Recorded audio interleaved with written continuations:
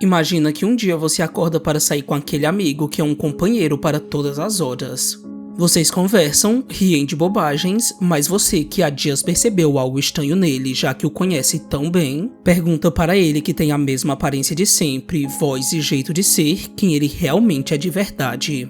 É claro que um comportamento estranho pode ser um indicativo de que alguém está passando por alguns problemas pessoais, mas essa circunstância tão comum para nós passa longe da realidade existente no mangá Hikaru ga Shindanatsu, quando Yoshiki descobre dessa forma que seu amigo Hikaru é apenas um cadáver ambulante que está sendo usado por algo de outro mundo que costumava viver nas montanhas. Antes de descobrir essa verdade assustadora, Yoshiki e Hikaru costumavam fazer praticamente tudo juntos. Até porque a vida na vila rural onde eles moravam não dava tanta abertura para que eles se ocupassem com outras coisas. Tudo era muito comum e as pessoas se conheciam e se ajudavam sempre que podiam. Esse ambiente pacato e interiorano, por mais que pudesse soar amigável e acolhedor, escondia que algo muito estranho estava acontecendo por trás das cortinas. Os jovens já não conseguiam mais se adequar a essa vida tão comedida, principalmente Yoshiki, que era alguém retraído e que escondia seus sentimentos e verdadeira natureza por conta de toda a pressão social e dos moradores da vila que projetavam expectativas nele para que ele fosse como os demais. Hikaru também carregava um punhado de responsabilidades. Os homens da sua família tinham como obrigação religiosa subir até as montanhas para apaziguar um antigo deus chamado Unuki, que no passado matou uma grande quantidade de pessoas. O compromisso com essa deidade é cheia de mistérios e nem mesmo Hikaru sabia de toda a verdade. Mas uma coisa que era de conhecimento de todos de sua família era que caso algum deles se apaixonassem, eles precisavam se casar com essa pessoa o quanto antes, porque se eles não fizessem isso, a criatura nas montanhas viria para levá-la embora. O casamento, nesse caso, é o único meio de garantir que isso não aconteça, porque a família de Hikaru é protegida pelas ações do próprio deus. Antes de subir as montanhas para fazer o ritual, Hikaru contou para Yoshiki que estaria ocupado naquele dia, mas ele não entrou em detalhes sobre o que ele teria que fazer, apenas disse onde ele deveria ir. Quando chegou no local, Hikaru se viu surpreso quando se deparou com uma árvore que tinha a silhueta de uma mulher, mas a visão inesperada o fez tropeçar e ele acabou despencando de uma grande altura diretamente para a morte. A maior parte de seus ossos se quebraram e seus últimos momentos foram gastos com ele amaldiçoando sua má sorte e se lamentando porque ele não queria que o seu fim fosse daquele jeito.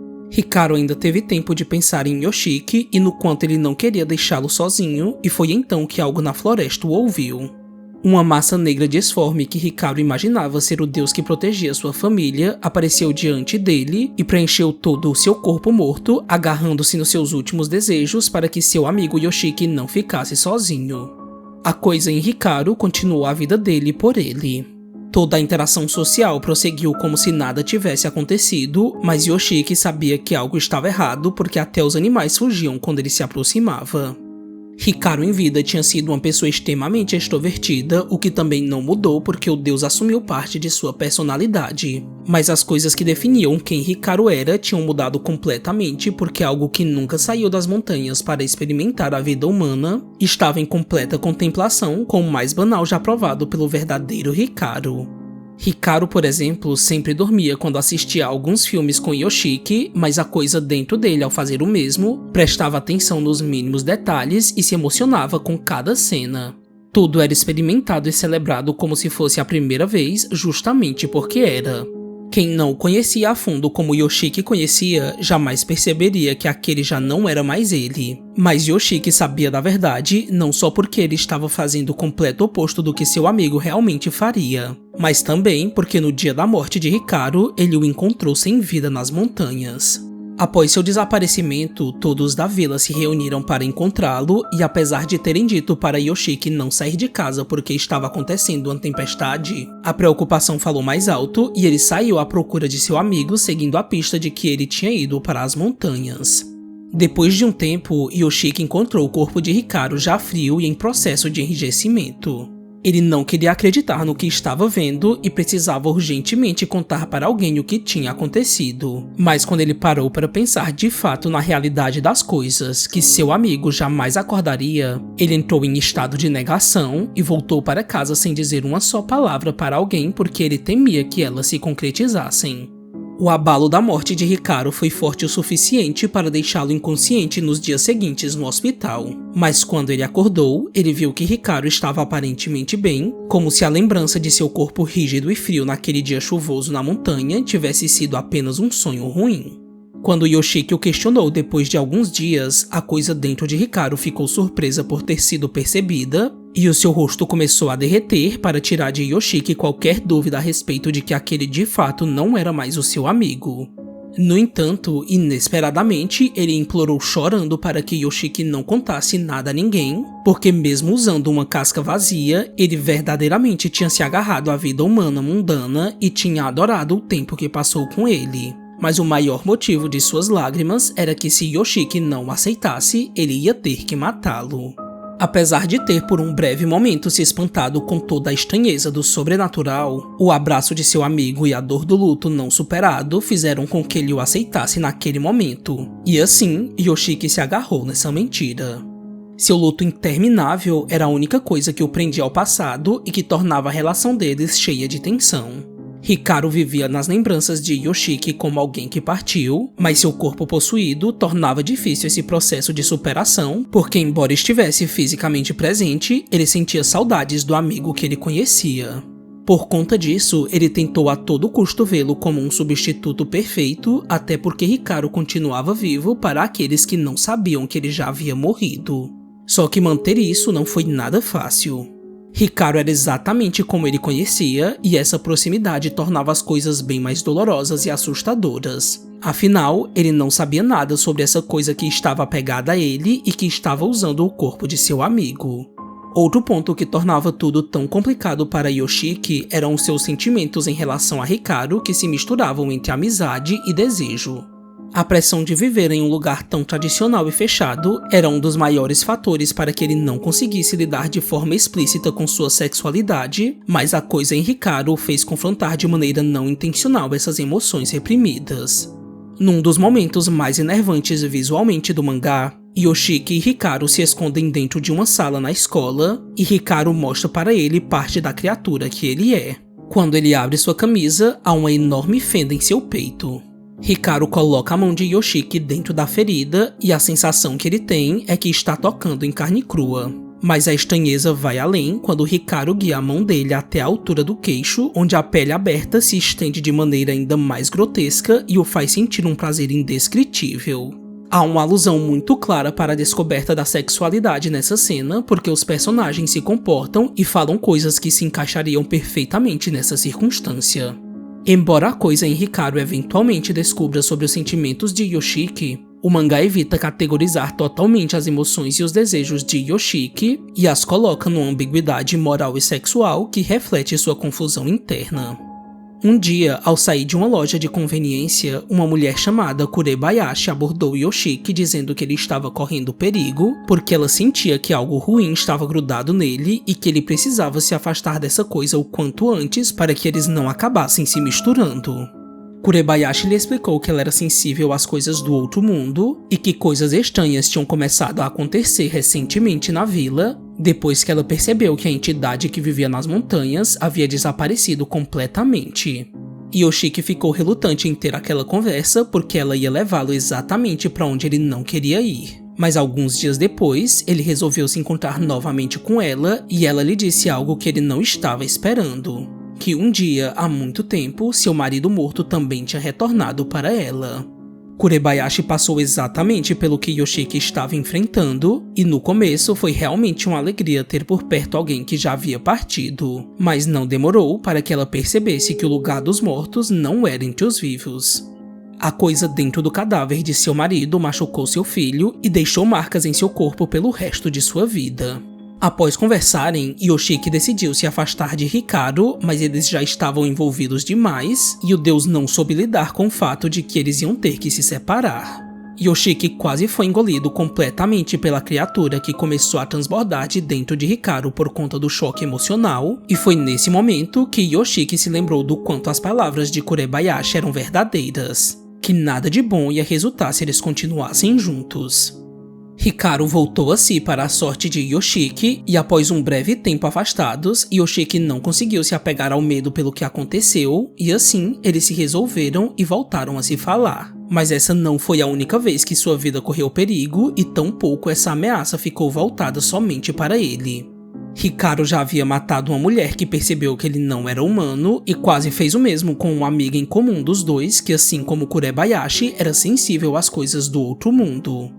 Yoshiki tentou dialogar com Hikaru sobre o quanto a vida humana era importante, mas suas palavras soaram incompreensíveis porque além de ele ser uma criatura que nunca experimentou nada disso, qualquer sentimento positivo era voltado somente para ele. Ou seja, ninguém além dele estava a salvo caso ele decidisse que precisava matar.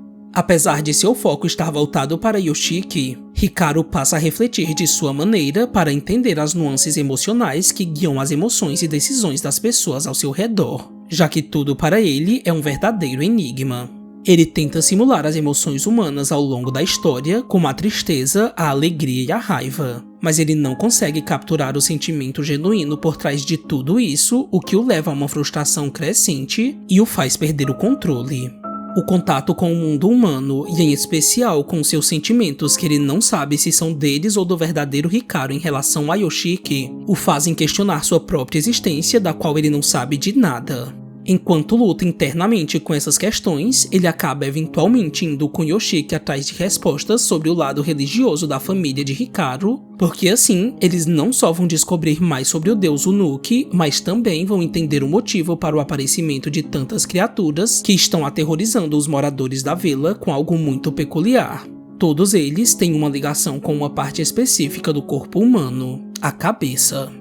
No passado, o deus Unuki era adorado pelas pessoas que lhe prometiam as cabeças de seus falecidos em troca de algum desejo desesperado que os livrassem da fome e das doenças trazidas por uma praga que assolava a vila.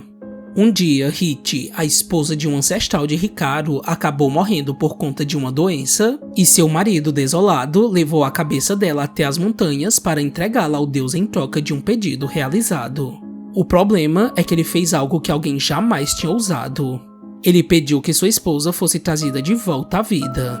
O ancestral de Hikaru disse que ofereceria qualquer coisa para tê-la de volta, com exceção de sua família. Seu desejo foi realizado e a cabeça em suas mãos voltou à vida, mas não da forma como ele imaginava. Por ser apenas uma cabeça viva, Hichi morreu logo depois em profunda dor e agonia, mas não sozinha. O pedido que a trouxe de volta dos mortos momentaneamente teve um preço muito alto porque mais de um terço da vila morreu de causas misteriosas em acidentes envolvendo a cabeça e o pescoço. Após tantas mortes claramente ligadas ao deus, Unuki passou a ser considerado uma divindade maligna que com o passar do tempo ficou esquecida. Principalmente quando a vila se dividiu em 5 porque por algum motivo, o corpo decapitado que era oferecido ao deus precisava ter suas partes enterradas o mais distante da cabeça, o que misteriosamente deu à vila o formato de um corpo humano quando elas eram vistas por mapas. O ato, no entanto, da família de Hikaru se tornou uma penitência porque a cabeça de Hichi passou a ser um objeto amaldiçoado que sempre precisava ser levado para as montanhas no intervalo de mais ou menos 5 anos como um pedido de desculpas ao deus, porque assim ele não desceria as montanhas para matar novamente, mas a cabeça de alguma forma sempre voltava para a família de maneira desconhecida. Apesar de isso por si só já ser macabro o suficiente, o karma da vila não termina aqui. Muitas pessoas inocentes foram mortas e decapitadas para que suas cabeças fossem oferecidas em troca dos desejos, o que fez um grande número de criaturas surgirem de toda essa impureza dos assassinatos. Yoshiki ficou perplexo quando soube o motivo para os espíritos sempre se manifestarem tendo alguma ligação com cabeças, porque eles praticamente eram uma vila de assassinos, ainda que tudo isso tivesse sido cometido por seus ancestrais. Outra coisa que tornava tudo complicado era que o Nuki era como um para-raios para essas criaturas, porque antes de sair para o mundo humano no corpo de Hikaru, ele acabava de maneira não intencional atraindo todos os espíritos para ele, o que mantinha toda a vila a salvo. Por conta disso, Hikaru se vê num beco sem saída, porque embora queira ficar ao lado de Yoshiki, essa escolha o coloca em perigo constante porque seus familiares e amigos podem ser atingidos de alguma forma pelos espíritos, como aconteceu com a irmã de Yoshiki que foi atacada durante o banho. Mas o perigo maior está no fato de que essas criaturas estão se aproximando cada vez mais de Yoshiki por ele ter se mesclado com Hikaru pelo tempo que eles passaram juntos. Hikaru toma a decisão de voltar para as montanhas porque ele sabe que Yoshiki está vivendo um luto sem fim. Ele pensa que se ele não tivesse possuído o corpo de Hikaru quando ele caiu, Yoshiki teria conseguido seguir em frente porque a dor da perda não seria eterna. Hikaru conta sobre sua decisão para Yoshiki, que não quer aceitá-la, mas ele diz que ele e Hikaru são dois indivíduos completamente diferentes, e que por isso ele nunca ia conseguir preencher essa ausência. O conflito de dividir sua existência entre o que ele é de fato com a tentativa de ser o próprio Hikaru tinha o colocado num lugar extremamente perigoso para os outros, porque ele acabava expondo sua verdadeira identidade sempre que não conseguia ter uma compreensão do mundo humano. Mesmo o mangá não deixando exatamente claro se Hikaru sentia o mesmo por Yoshiki, a criatura, no entanto, conta para ele que seus sentimentos não eram um mimetismo do corpo que ele estava usando, e sim os seus próprios que ele adquiriu com o tempo, e era por isso que ele precisava partir para mantê-lo a salvo. Hikaru ga Shinda é um mangá que fala muito sobre a dificuldade de seguir em frente quando alguém que amamos morre. Yoshiki luta com o fato de ter o novo Hikaru ao seu lado porque ele é uma representação de seu conflito interno que navega entre a negação e a aceitação de sua perda. O horror no mangá está exatamente na questão do alívio de poder ter mais uma vez alguém que se foi, principalmente quando essa presença é vista como potencialmente ameaçadora, o que torna essa possibilidade bem assustadora porque ela se fixa onde a maioria das pessoas é mais vulnerável. Até porque nem todos conseguem encarar o luto da mesma forma. Esse ser que não é exatamente Hikaru se torna uma fonte de medo e estagnação porque Yoshiki no fundo sabe que essa coisa traz apenas a lembrança daquilo que nunca mais será. O que me faz pensar no conceito do Vale da Estranheza, que de maneira resumida, refere-se a essa sensação desconfortável que surge quando algo é quase humano, mas não completamente. Há uma sensação de isolamento muito grande no mangá por conta de seus cenários, dos espaços vazios, do ritmo às vezes lento e dos momentos de silêncio entre as interações dos personagens. E tudo isso cria um cenário extremamente propício para os medos e dilemas de Yoshiki, porque ele, em hipótese alguma, pode contar a verdade para seus amigos, o que só aumenta sua claustrofobia emocional. O monstro em Hikaru ga Shinda não é exatamente uma figura em aparência e comportamento abertamente ameaçador. Ele se mescla com o cotidiano, invadindo o espaço pessoal sem nenhum aviso prévio. Ele fala, sorri e age da mesma forma como aquele que conhecemos, mas há algo vago, ausente, alterado. Essa proximidade com a familiaridade consegue gerar um desconforto ainda maior e perturbador do que uma coisa que é claramente diferente e desconhecida, pois nos desarmamos completamente ao lado daquilo que consideramos seguro e familiar.